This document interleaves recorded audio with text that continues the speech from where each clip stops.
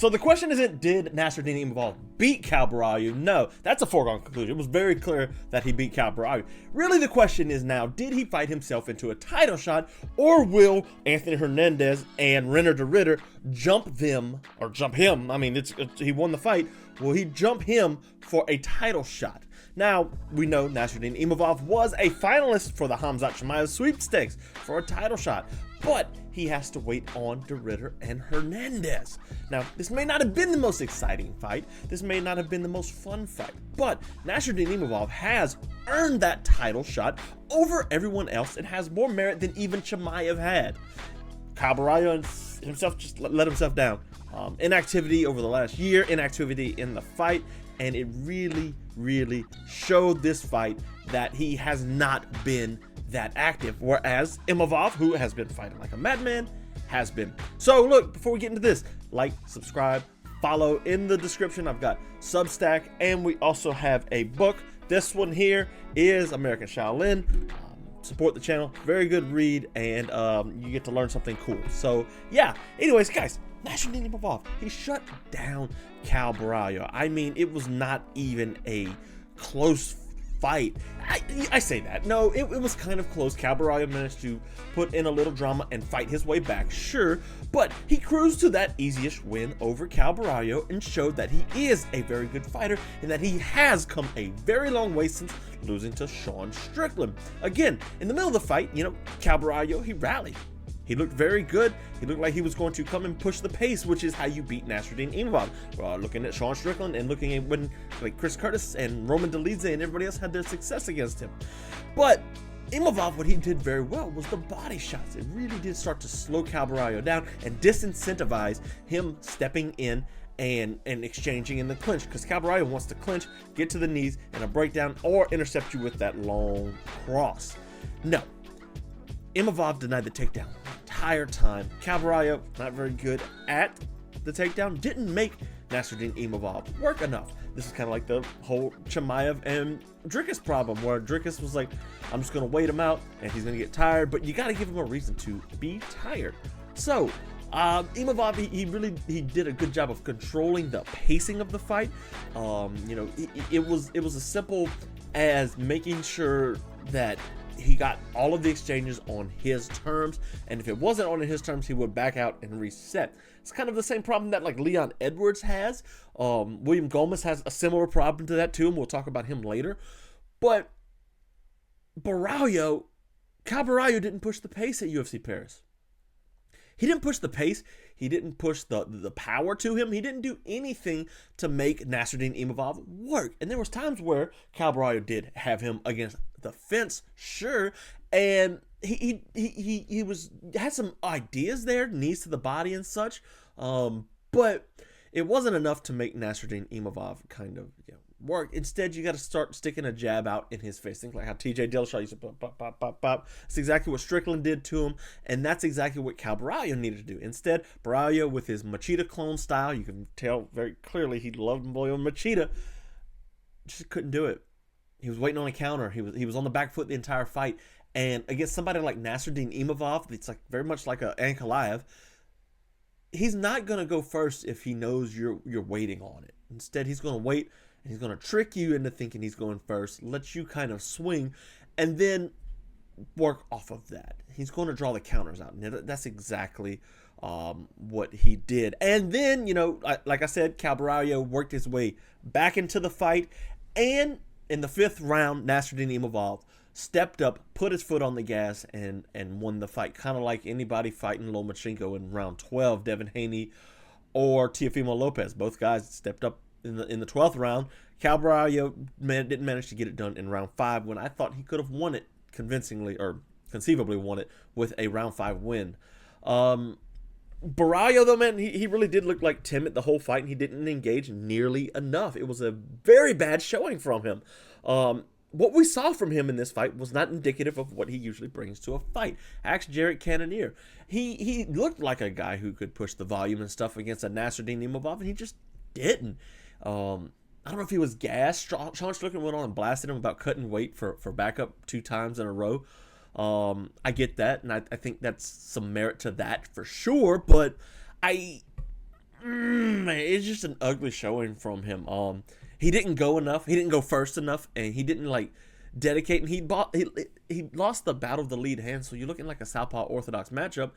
It was Imavov who was controlling, pawing at the lead hand of Caio Borralho, and Borralho had nothing to say for it. He had nothing to do with it. Like, oh, I'm going to come over the top. Nothing like that. And he did try to throw over the top, but Imavov was too good to get behind his shoulder. And then he would, boom, land that hook to the body. And it really disincentivized Borralho. Again, like we said, he let him control the pacing of the fight. And there were moments where Caio Borralho kind of took over the fight. I'm looking at rounds like 4. And specifically round 3, actually, not round 4. I think Imavov gave Imavov 4. But anyways, you look at that, and then you look at kind of where it goes from here, and you're like, man, your best moments are when you're coming forward. But instead of that, Caio Borralho is like, oh, I'm going to fight off the back foot. We're going to let Nassourdine Imavov push us to the fence. That's a recipe for disaster, and disaster struck at UFC Paris. Disaster struck. Terrible in the clinch. He had some good knees, though. I'll give him that. But, like, in the clinch, he couldn't stick to Nassourdine Imavov. Caio Borralho couldn't, like, take him down from the clinch. Even against the fence, he couldn't take him down. Like, Nassourdine Imavov's takedown defense is good. Don't let me lie to you. But, like, he's not going to stop Khamzat Chimaev. He's not. I really do think it, like, all boils down to the, like, Caio Borralho is just too inactive as of late. He's not fighting enough, and that's hurting him. Like it hurt him this fight. He has one fight since 24, I believe it was. Injuries and such. He was weighing in for backups for fight. Like, no, tell somebody else. Like, tell Imavov to go weigh in and back up for Chimaev and Dricus. Like, but Imavov's smart. He's like, hey, I'm not doing this. That's dumb. I'm not gonna go in there and deplete myself a couple weeks before the fight, miss training because I'm cutting weight. It's not going to happen. And I get, like, Chimaev's like probably going to pull out. And Dricus had the whole, I guess I'm fighting Imavov, like, thing going on Twitter. But, you got to take your fight seriously. When you have a fight booked and you have a fight coming, like, you got to kind of, all right, let's pump the brakes here just a little bit. Now, the big question, though, is did Nassourdine Imavov do enough to earn a title shot against Khamzat Chimaev? I mean, his run has been great since that no contest to Chris Curtis. Roman Dolidze, Jared Cannonier, Brendan Allen, Israel Adesanya, now Caio Borralho. 5 incredible wins in a row. You can argue that even before the Borralho win, that Nassourdine Imavov deserved a title shot at Dricus du Plessis more than Khamzat Chimaev did. That resume is the best that anybody had at 185. If you take the Sean Strickland loss out, like, he's a really good contender. He deserved the title shot more, but he didn't get it. Unfortunately, though, I think he's going to get passed up by Anthony Hernandez and by Reinier. I do. I had to think about their name for a second. Goodness. I think he's going to get passed up, and that really sucks because he deserves it more. And Hernandez is going to come and bring the type of fight that Reinier is going to have to get into a dogfight. And that's going to be way more exciting for the fans and for Dana White, who says that's exactly what he's looking for. And that's going to be way more exciting.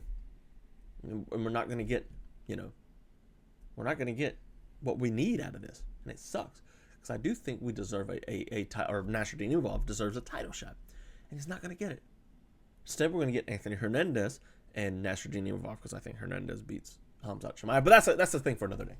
But he deserves it more than anybody. I think his performance showed just how good he is against a karate-like fighter with wannabe takedowns. I don't see anything that either Caio Borralho or Nassourdine Imavov brought to the table that would stop a Khamzat Chimaev onslaught, especially like one that's like paced and ready to extend the fight into later rounds. Now, if Imavov can make Chimaev work, but like even then, I'm thinking like he pushes to the fence and he's going to get into some trouble there because he's going to come forward and Chimaev's going to duck in on his hips. I mean, Chimaev rather work in against the cage, but he can get a takedown in the center of the cage. So I don't know, man. It's one of those fights where it's like, it really doesn't really do it for me. And part of what I like most about fights is like the unpredictability of it, and it feels a little bit more predictable than something like a Reinier or a Anthony Hernandez would bring to the table. So, it was one of those things. I think he deserves it, yes. Even if Fluffy Hernandez goes and knocks out Reinier in the first round, or RDR submits Fluffy in the first round, like Imavov still deserves it over him. Now, Nassourdine Imavov controlled Caio Borralho with discipline and pacing. Benoit Saint-Denis, he just ran Mauricio Ruffy over. The other fighting nerd, if you don't know, the fighting nerds have like John Silva, Mauricio Ruffy, Michel Oleszczuk, Caio Borralho, and Bruno Brazil, plenty of other great Brazilian fighters. These guys are really tearing up Prates, all of these guys. So they're really tearing up the MMA scene right now. But that said, he came in here.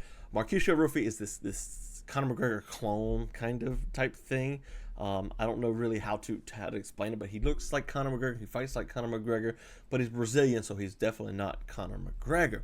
Benoit Saint-Denis, though, very, very good. Very good. Very talented fighter. And I did a film study on Benoit Saint-Denis a while back. He's very good, and he knows his tools, and he knows how to use his tools, but people kind of fell off on him after his loss to Dustin Poirier, an all-time great, and Renato Moicano. It kind of jaded their opinions of Benoit Saint-Denis. He comes in and he's fighting Mauricio Ruffy, and that fight is like one that's poised to set up Ruffy for success. Instead, we got Saint-Denis destroying him. Before this fight, before the Propolek fight, which was kind of boring, but it's what we wanted to see. I was critical of him, but he's showing that wasn't a one-time thing. It was like, oh, I'm going out like a boom, bat out of hell. Let's go, baby. Let's go knock him out. Body kick, takedown, sub, body kick. Let's go. That's what he did. But here, he's pacing himself. And he has very good finishing knowledge, right? Remember like him just mauling Dustin Poirier in that first round.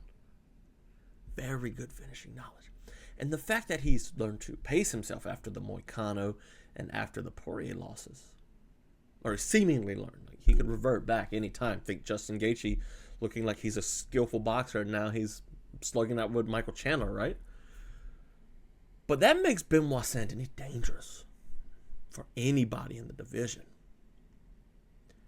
More dangerous. Probably not as exciting, no. But he's dangerous nonetheless.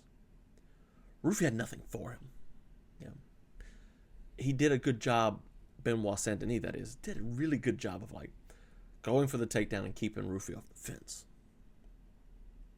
You saw him like pull Ruffy off the fence, saw him trip off the fence, stuff that we see. It was like Islam Makhachev do. Like he's doing very high level grappling in mixed martial arts. Very high level, very tailored to the UFC's fighting surface, which is the cage, right? But Benoit Saint-Denis really went in there, took on an opponent that he should have beat, and a lot of people had him as an underdog, and he was okay with that. Went out there and he executed the game plan. It was great. This, for Ruffy, though, man, was just a disaster. He's a McGregor clone, and it's very clear he wants to be like Conor McGregor. It's got the same style tattoos, the same hairstyle, the beard, all that. All the way down to getting mauled by a big, strong wrestling man. Just baffled. Ruffy was baffled by the southpaw matchup. It's crazy. He was fighting the hands, and, that was okay. That's like what you want to see. There was a moment he grabbed the hands and tried to land an elbow. Cool. But it wasn't quite enough, and, he was just baffled by the open side body kick.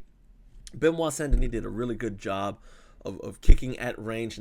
He knows his kick is his longest weapon, and Ruffy didn't have any answers to the long kicks of Benoit. He couldn't get in.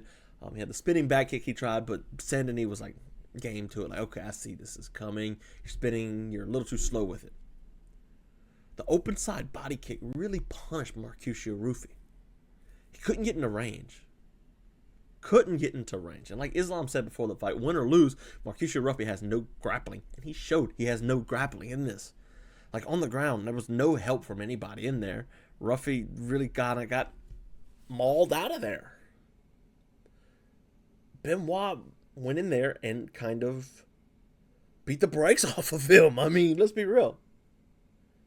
I like Ruffy, and I think he has a very good future ahead of him. But I also think, like, the fighting style, the whole Conor McGregor fighting style, that's the thing of the past. Like, we were in the grappler era. And if you can't counter wrestle, Ian Machado Gary is one of the ones that you want to look at. Or Michael Venom Page even. Like, these guys are point fighters, very, very, very much so Conor McGregor coded. Not necessarily, I mean, at one point we called, him Ian Machado Gary Conor McGregor wannabe. But regardless, like, these are strikers, make no mistake about it, that are very good at denying takedowns.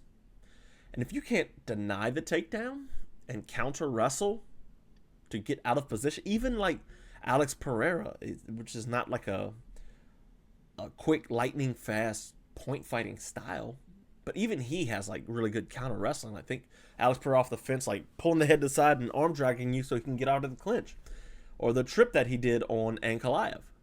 Like, you've got to be able to do this. And I mean, you can't tell me he's in the gym with all of these killers. And like John Silva said something like he has the best takedown offense he's ever seen. Like, okay, well, we saw that in action. Maybe Benoit Saint-Denis is that good.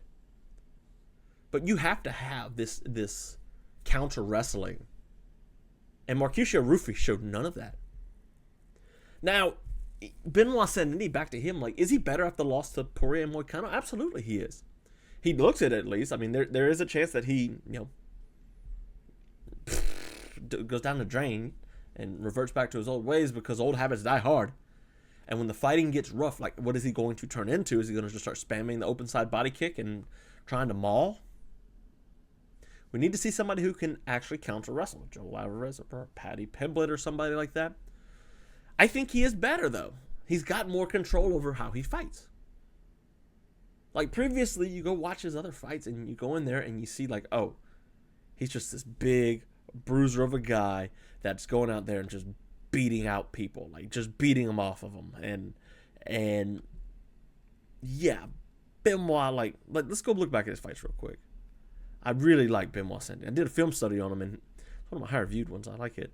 But like, you look at this, like Matt Frivola, first round head kick. Thiago Moises, he was beating the brakes out of Moises, who's not very good, fighting nerd, by the way.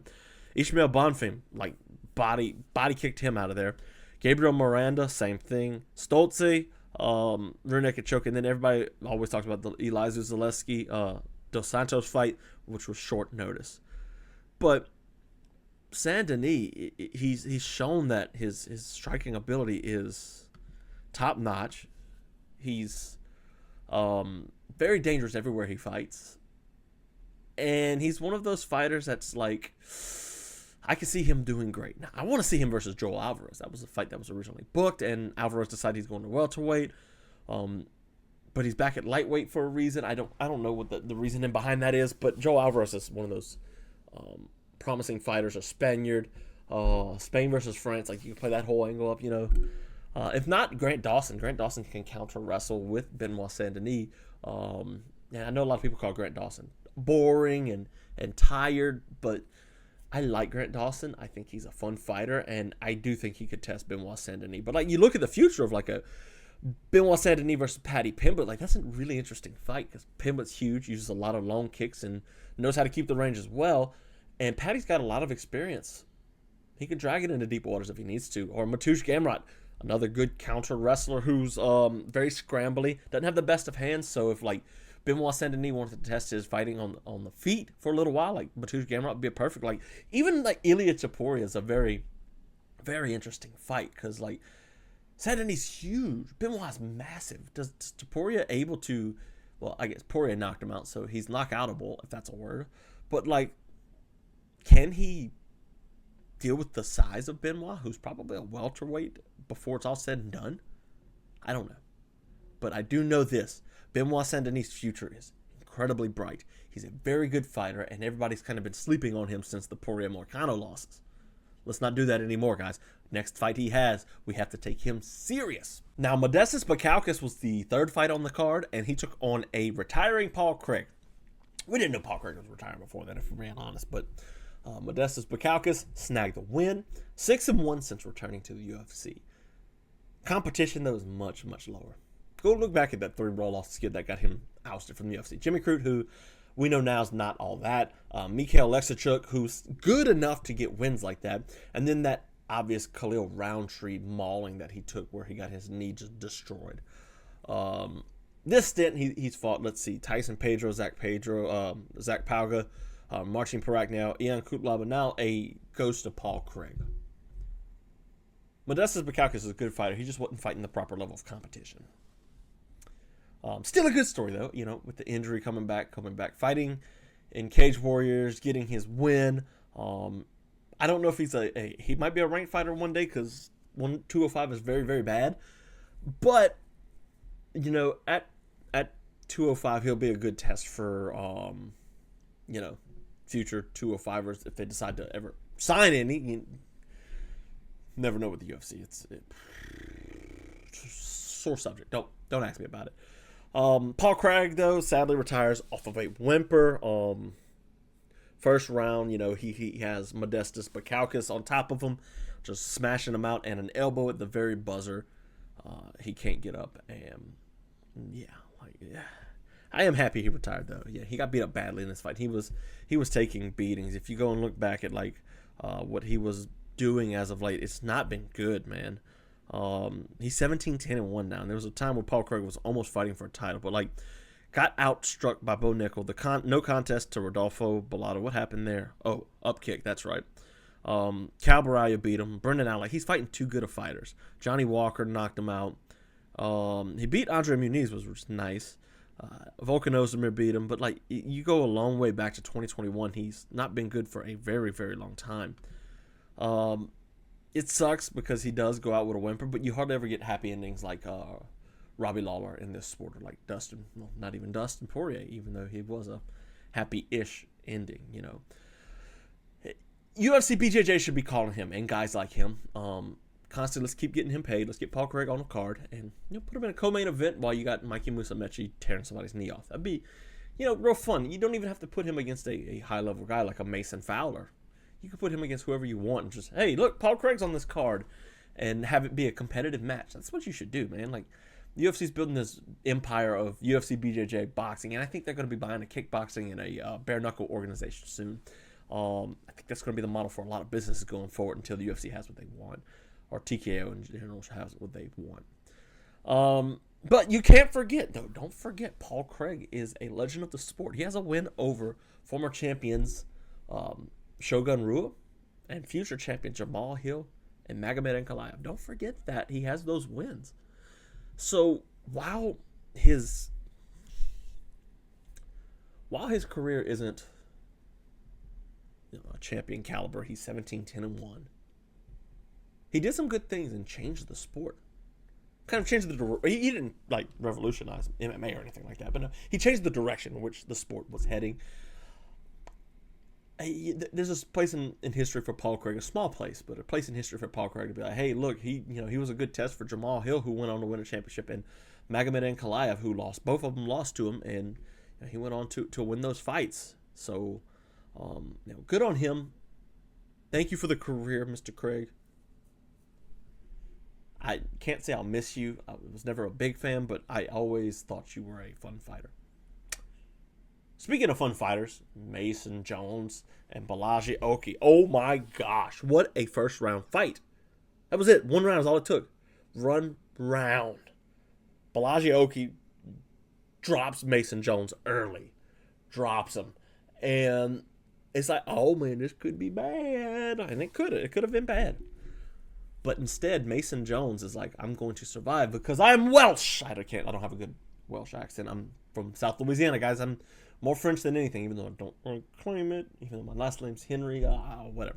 Anyways, Mason Jones kind of survived the day, and it was happy to see him survive because, Oki looks good on the feet. He caught the kick and hurt Mason Jones, and he 1-2, and then I think it was a left hook that put Mason Jones down and really had him in a bad way.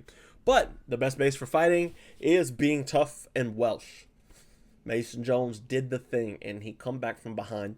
One of the most brain-dead things I saw him do was drop Balaji Oki and then jumped the guillotine. That was a terrible thing. Horrible. But regardless, he managed to survive. So, good on him. He was tough, and once he got on top, he didn't let up. Balagioki was really in some trouble. And he managed to pound him out for the finish. So, jumping on a submission against the fence when you had him hurt, no harm, no foul until the next time it happens. Let's see now. What else happened on this card, guys? It was a fun night. 9 knockouts. Oh, wait, I don't want to go to that. 9 knockouts and 11 finishes, 2 submissions. So that was really cool. Alex Sola beat Reese McKee with a lot of body shots. Body shot finally dropped Reese McKee, and Reese McKee, I don't think he's UFC level, honestly. I don't know why he was even back, the Irish guy. I guess he fought Angel Loosa and Chidi Njoku. He loses those, but beats Daniel Frunza. I guess 3 wins in a row. But Axel Soda, I like him a lot, actually. He's got some really slick striking, exiting at an angle and stuff. William Gomez, again, we talked about him earlier. Has to fight on his own terms. Beat Robert Rushala. It shouldn't have been as close as it was. William Gomez was a much better fighter than Rushala, but he managed to keep him in the fight. Omar Sy and Brenson Ribeiro. Okay, we're not going to let Omar Sy fool us, guys. We're not being fooled by Omar Sy, I think he was finished by Alonzo Menifield. Was he not? I think so. Yeah, Alonzo Menifield. No, he wasn't finished, but took the win over Omar Sy in his last fight. I don't quite remember that fight, but let's see. Ante Deleuze had a really, really cool moment. He's older, training partner of Tom Aspinall. Deleuze managed to knock out a ancient Marcin Tybura. It's really interesting because Tybura's like 27-10, but he's beaten guys like Jonathan Deniz and Mick Parkin, but losing to Tom Aspinall, Sergey Pavlovich, Volkov, Augusto Sakai beat him back in 2019. He went on a really good run of Spivak, Grishin, Rothwell, Hardy, and Walt Harris, and then comes losing to Volkov. Alexander Romanov and Blagoy Ivanov, 2 good wins, and then the Tom Aspinall. Tai Tuivasa was washed, gets mauled by Spivak. So, he's not... Like, Marcin Tybura is good until he's not.